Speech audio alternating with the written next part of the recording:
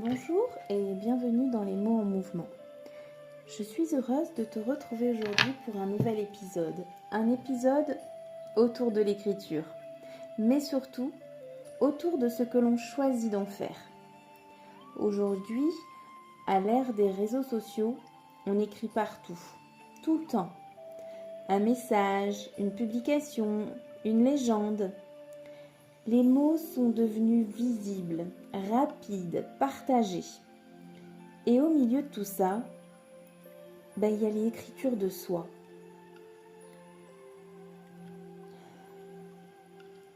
Écrire sur soi, c'est quelque chose de profondément intime. C'est déposer ce que l'on ressent, ce que l'on traverse et surtout ce que parfois on n'arrive même pas à dire à voix haute. Avant, cette écriture restait souvent cachée.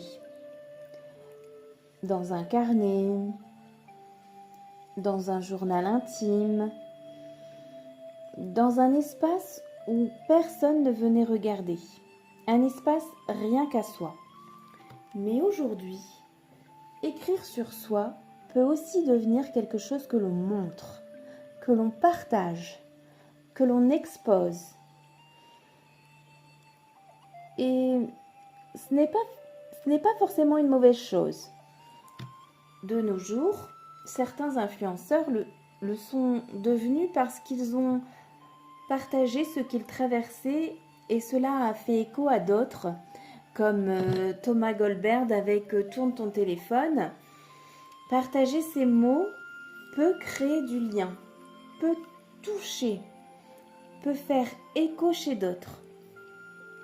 Mais parfois, sans même s'en rendre compte, on commence à écrire autrement. On choisit ses mots différemment, on réfléchit à la façon dont ça va être perçu par les autres. Du coup, on ajuste, on filtre, et finalement, doucement, l'écriture change. Elle devient un peu plus lisse, un peu plus présentable, un peu moins brute. Et alors, une question se pose. Est-ce que j'écris encore pour moi ? Ou est-ce que j'écris pour être lu ? Parce que ces deux façons d'écrire sont très différentes. Écrire pour soi, c'est écrire sans témoin. C'est laisser sortir ce qui est là, sans chercher à faire joli, sans chercher à structurer, sans chercher à plaire. C'est une écriture vivante, parfois désordonnée, parfois intense, mais surtout toujours sincère. À l'inverse, écrire pour être lu, c'est déjà transformer. C'est choisir, c'est organiser, c'est raconter. Et encore une fois, les deux sont justes. Mais il y a un risque, celui de perdre cet espace brut, cet espace libre, cet espace où l'on peut où on peut être totalement soi. Alors aujourd'hui, j'avais envie de te proposer quelque chose de simple. Te redonner un endroit où ton écriture n'a rien à prouver.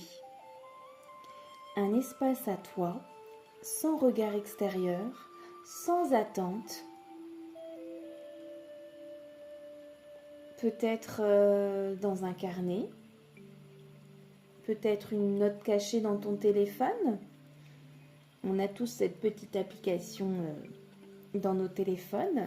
Peut-être quelques feuilles. Peu importe la forme. Ce qui compte, c'est l'intention. Tu peux commencer par une phrase comme ce que je ressens vraiment en ce moment. Et tu continues la phrase selon tes ressentis. Il faut laisser les mots venir, sans corriger, sans relire, sans te demander si c'est cohérent. Juste écrire. Parce que l'écriture de soi, la vraie, n'a pas besoin d'être comprise. Elle a juste besoin d'exister. Et ensuite, si tu choisis de partager certains mots, alors que ce soit un choix conscient, pas une habitude, pas une pression, pas une attente de validation, mais un élan.